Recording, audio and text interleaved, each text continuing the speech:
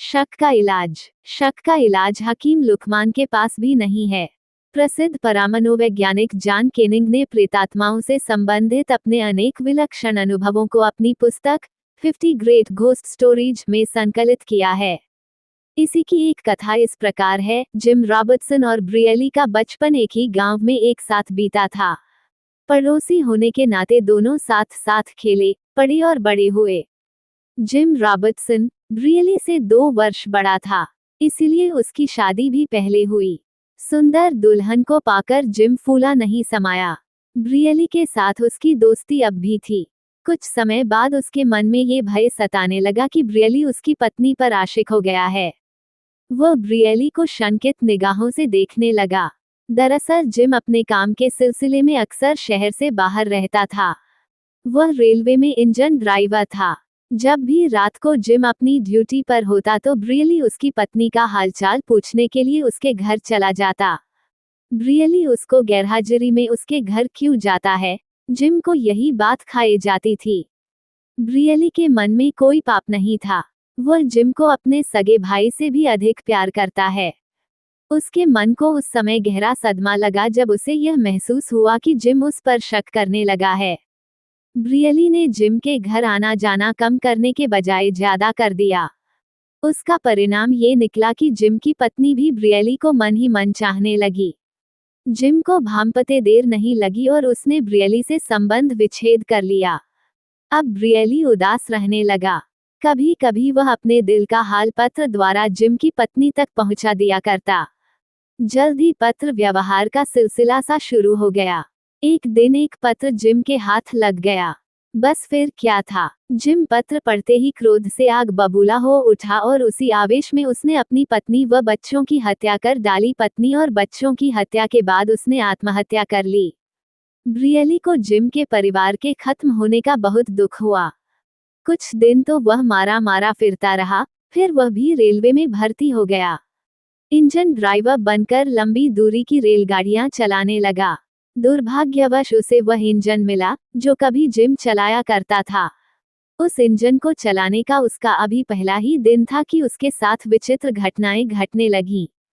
पहले ही दिन जब वह अपनी ड्यूटी पर आया तो उसने महसूस किया कि इंजन में कोई अदृश्य रूप से पहले ही विद्यमान है।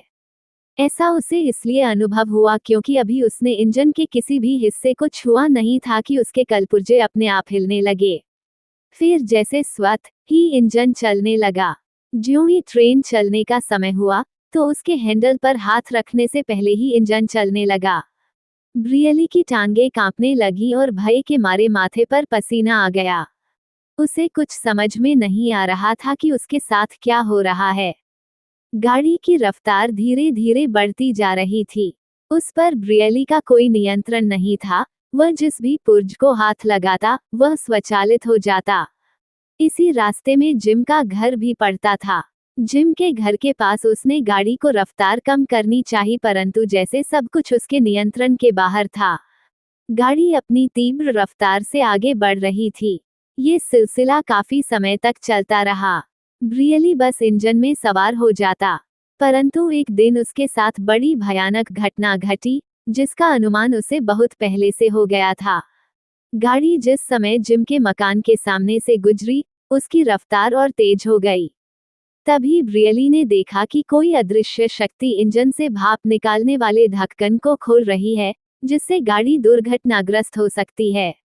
ब्रियली और उसके एक सहयोगी ने मिलकर ढक्कन बंद रखने की कोशिश की, लेकिन उस अदृश्य शक्ति के हाथ इतने मजबूत थे कि वह ढक्कन को खोलता चला जा रहा था। फिर अचानक गाड़ी की रफ्तार इतनी तीव्र हो गई कि जैसे वह हवा से बातें कर रही हो। इसी तीव्रता में गाड़ी पटरी से उतरते उतरते रह गई।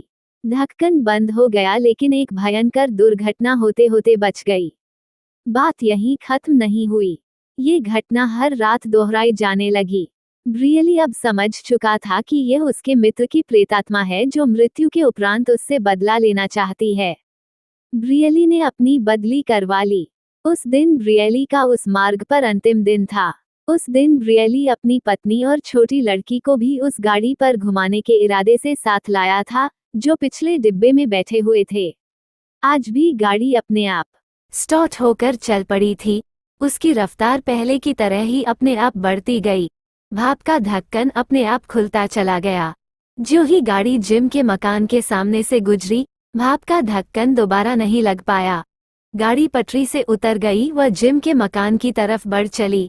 ब्रियई, उसकी पत्नी व बच्ची तीनों छिटककर गाड़ी से बाहर जा गिरे और उनकी मृत्यु हो गई। यदि ये कहानी आपको पसंद आई हो तो अपने दोस्तों और अन्य लोगों के साथ शेयर जरूर करिएगा।